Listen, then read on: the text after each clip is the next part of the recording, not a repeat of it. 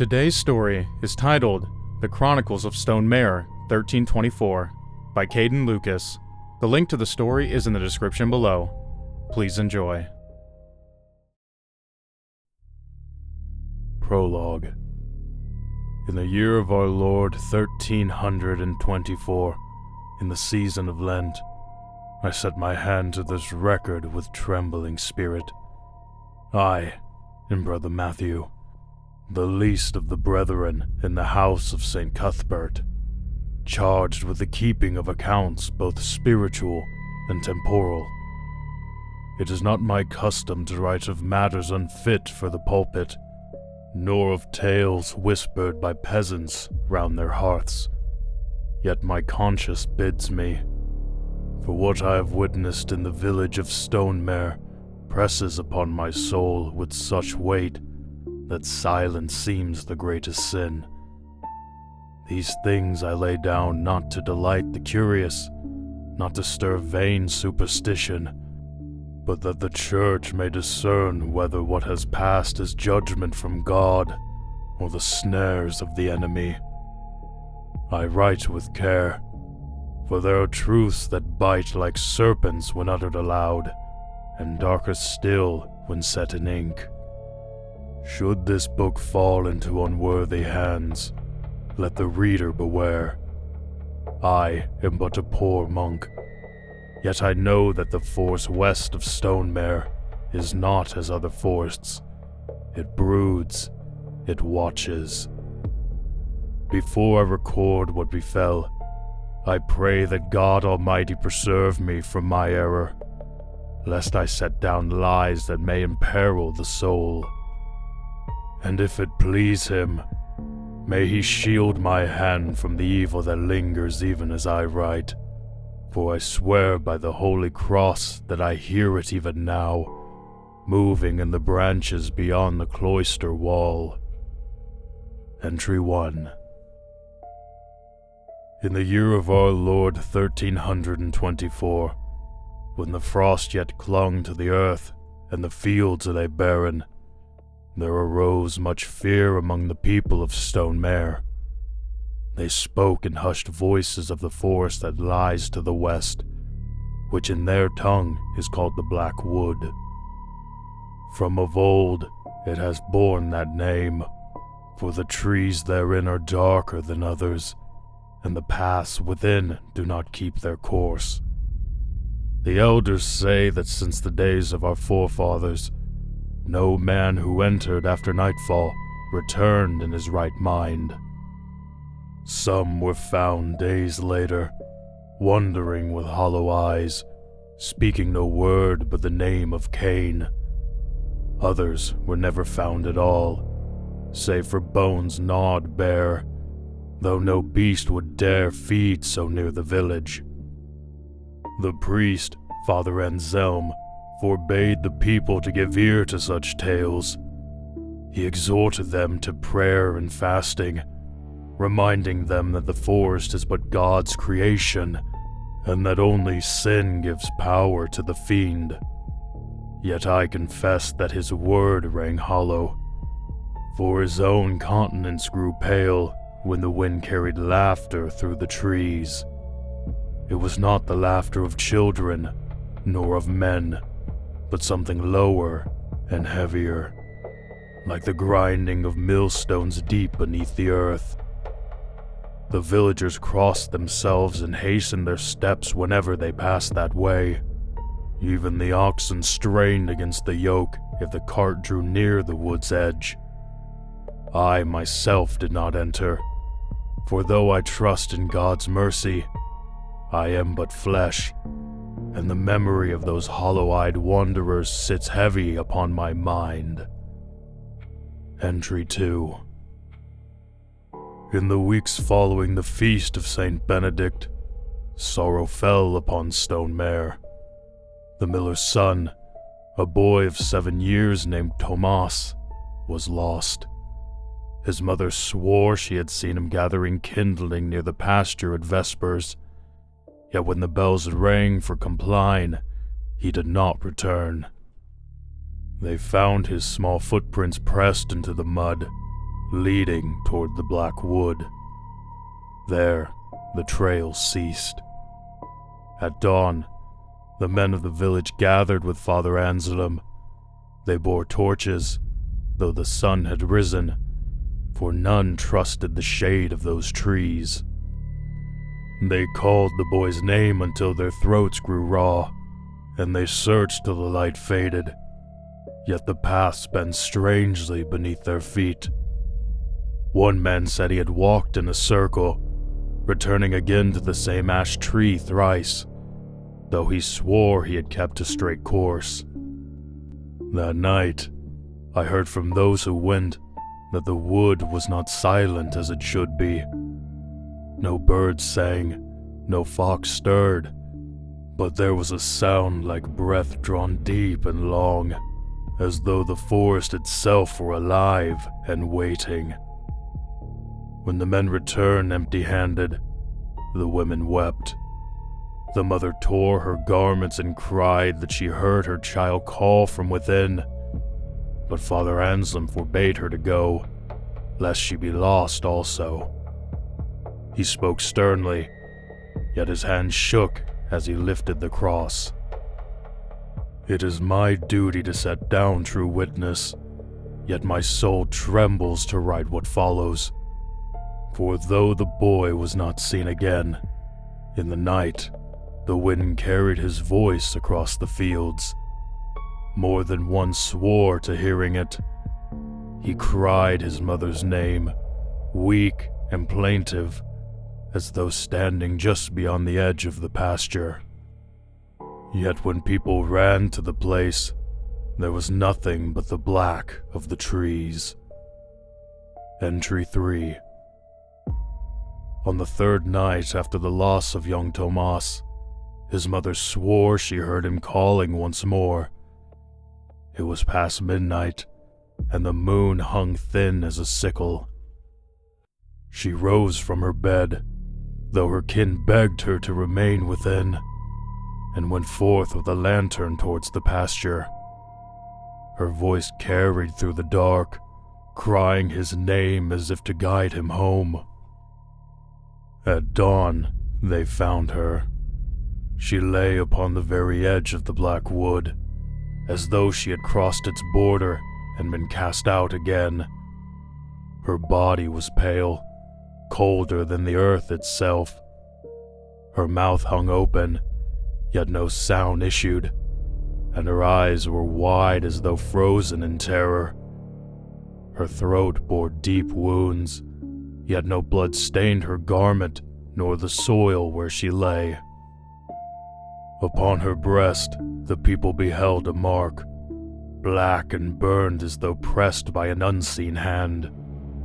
It was the shape of a palm with fingers spread wide. The flesh around it was not torn, but seared, as if the very fire of hell had touched her. The villagers recoiled in dread. Some fell to their knees, praying aloud, while others fled to their cottages and barred the doors. Father Anselm bade the men carry her to consecrated ground. She was buried the same day, without vigil or hymn, lest the people lose all courage. Yet I, Brother Matthew, cannot rest easy. I saw with mine own eyes that black hand, and though my tongue dared not speak it, my soul quailed, for it seemed not only a mark of death, but of possession, as if the woman had been claimed by something that still waits within the wood. Father Anselm spoke many words of comfort, yet I noted how his eyes wandered oft toward the western trees, and how his fingers trembled when he made the sign of the cross. I fear his faith wanes. God grant mine remain steadfast, for the air about Stonemere grows heavy, as though judgment itself draws near. Entry 4. Since the burial of the miller's wife, a shadow has fallen over Stonemere. The people go about their labors, yet without song and without cheer.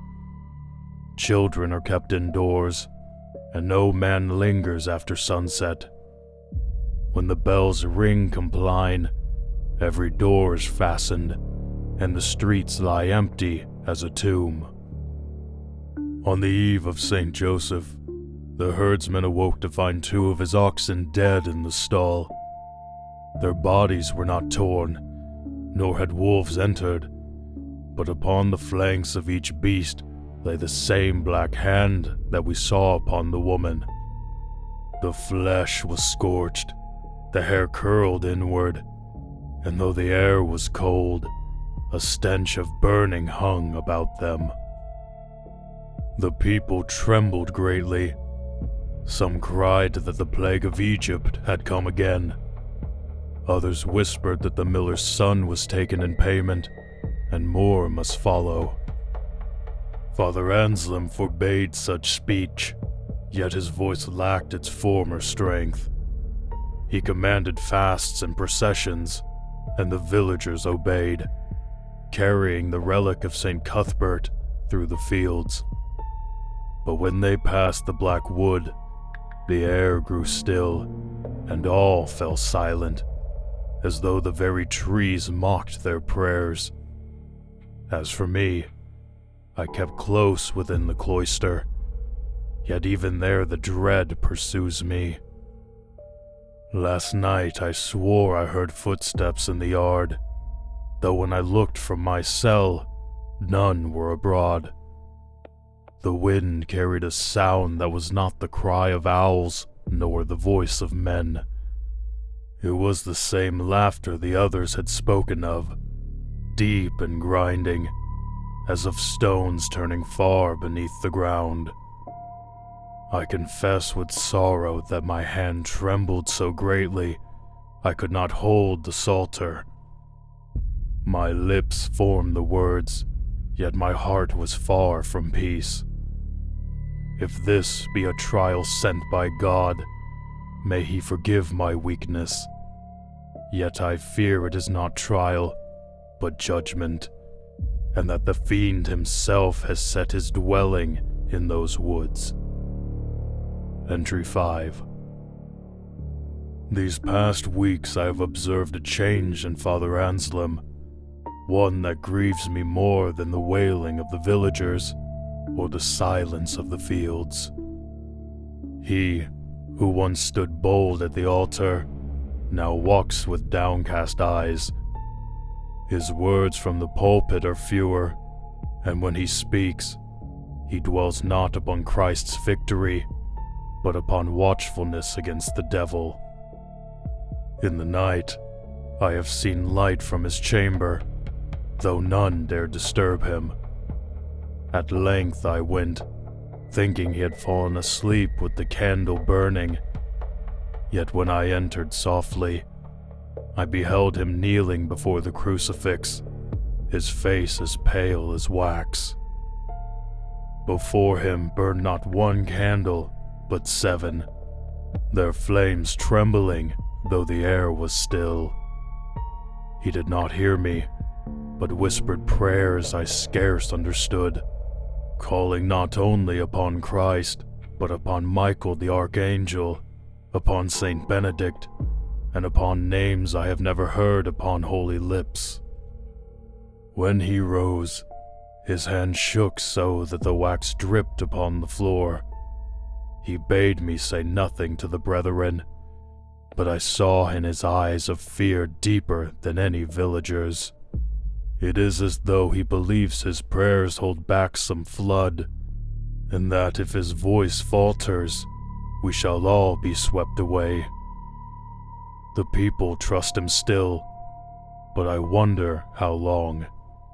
Some murmur that his fasts grow strange, that he speaks to himself at the altar, that he has written charms upon scraps of parchment and buried them at the edge of the wood. If this be true, I fear for his soul, for such arts belong not to the church, but to the enemy. Yet I dare not confront him, For when I looked into his eyes, I thought I glimpsed the same shadow I've seen moving beneath the trees, and my heart failed within me. Entry 6. On the feast of St. Mark, the people gathered in the church, seeking comfort in the Holy Mass. The nave was filled, though no man raised his voice in hymn as before. All knelt in silence, their faces pale as though carved of stone. Father Anselm began the liturgy, yet I marked how his words faltered, and how his hand shook as he lifted the host. Then, a thing befell that I scarce dare set down. As the bell rang for the elevation, the candles upon the altar sputtered as if struck by a wind, though the air was still. The flame of each candle bent towards the west, as though drawn by breath from the black wood itself. The people cried out, and one woman swooned upon the floor. Yet worse was to come. For when Father Anselm raised the chalice, a black stain spread across the far linen of the altar, though not a drop of wine had yet been poured. It was in the shape of a hand, dark and wide, the same mark that lay upon the woman and the oxen. The priest recoiled, spilling the chalice, and the crimson ran down upon the stone as though blood had been shed. A great fear fell upon all, and many fled the church. The doors were thrown wide, and I heard their footsteps beating the earth as they ran. Only a few remained, clutching their rosaries with white knuckles, their eyes fixed on Father Anselm. He trembled so that the chalice rang against the paten, and no words passed his lips. I myself fell upon my knees, praying the Paternoster with all the strength left in me. Yet I confess with shame that my eyes wandered, and in that moment I thought I saw, through the narrow window, a shadow move among the trees, though the sun stood high. I know not how long we knelt. At last, Father Anselm spoke the words of dismissal, his voice hollow and thin, and the Mass was ended. But it was no ending, only the beginning of our undoing. Entry 7. Since the sign upon the altar, the people come no more to Mass. The doors of the church stand open, yet few cross the threshold. They say the sanctuary itself is tainted, and that Father Anselm has lost his grace. He walks among them still, yet his eyes are hollow, and his voice is scarcely more than a whisper. The villagers no longer speak of Tomas, nor of his mother, as though silence might drive away remembrance. Yet in the night, their cottages shake with the sound of stones grinding, as though mill wheels turn deep beneath the ground, though no river flows near. More than once, I have heard it myself, even within the cloister, and my heart has failed me. Last night, I dreamt that I stood in the black wood. The trees bent inward, their branches like arms outstretched. In the midst of them was a figure clothed in shadow, holding the hand of a child. I thought it was Tomas, but when the boy turned his face, it was my own countenance I beheld, pale and hollow-eyed. I woke crying aloud, and the brothers came to my chamber. I told them it was but a vision born of weariness, yet I fear it was more. I strive to keep the hours, Yet when I take up the Psalter, the words fall dead upon my tongue. Oft my lips move, but my heart is empty. I know the Lord is merciful, yet I feel as though he has hidden his face from Stonemere, and that fiend now rules where Christ once reigned. I tremble as I write, for as the sun sank this evening, I heard a voice call my name from beyond the cloister wall. It was soft, like the cry of a child.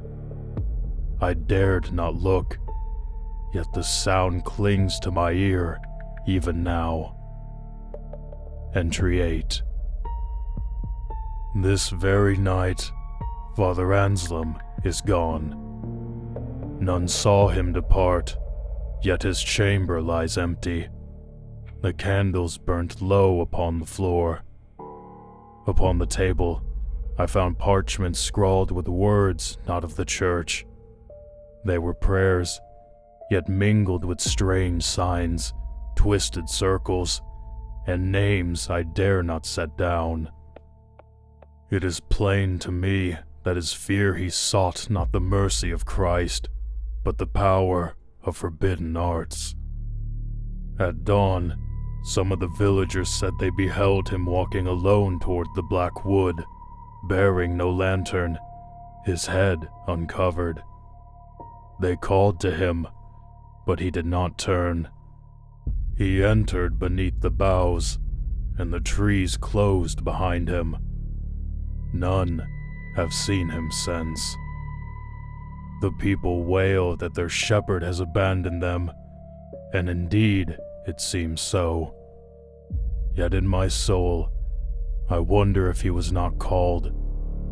For in the night, the grinding laughter has grown louder, nearer, as though the forest itself draws breath at the loss of our priest. This evening, I ventured to his chamber once more, though my knees failed me. Upon the wall above his bed, the plaster was blackened in the shape of a hand, its fingers stretched wide, reaching upward towards the crucifix. The wood of the cross was darkened also, as though fire had licked it, yet the figure of Christ remained untouched. I know not what this portends, yet I fear if Father Anselm was claimed, then soon the same hand shall fall upon us all. Entry 9. The days grow heavy, and the nights without end. Since Father Anselm's passing into the Black Wood, the people have scattered. Some have fled to other villages. Some shut themselves in their cottages and speak no word. And some, I fear, are lost already. The fields lie unattended, and the bells are silent. Only I remain within the cloister, bound by vow and by fear alike. Yet I am not alone. Each night, the sound comes nearer, the grinding of stones as if the very earth turned upon itself. At times it breaks into laughter, low and cruel, and it fills my marrow with trembling. Last night, I heard my own name called, soft as a whisper, and though I pressed my hands to my ears, still it sounded within me. I confess with sorrow that I have begun to long for it, not with joy, but with a heaviness of soul, as though some part of me is drawn by cords I cannot cut. I read the Psalms, yet my eyes fall shut, and in my mind I see the trees bending inward like a mouth about to close. Today, I return to the church, seeking comfort. The altar still bears the stain of the hand, though it is sunken deeper into the stone, as if the very rock were consumed. When I knelt, I felt the floor quiver beneath me, and a voice rose up from the earth itself, bidding me enter the forest. I fled, yet even now I hear it. If God has hidden his face from Stonemere, then who shall deliver us? My ink runs thin, and my strength also. I know not if I can hold fast much longer. Entry 10. This night I can endure no longer. The voice calls ceaselessly from the wood, nearer than my own breath. I hear it through the walls, through the stones, even through my prayers. It is not Tomas, nor Father Anselm, but another that wears their tongues as a mask.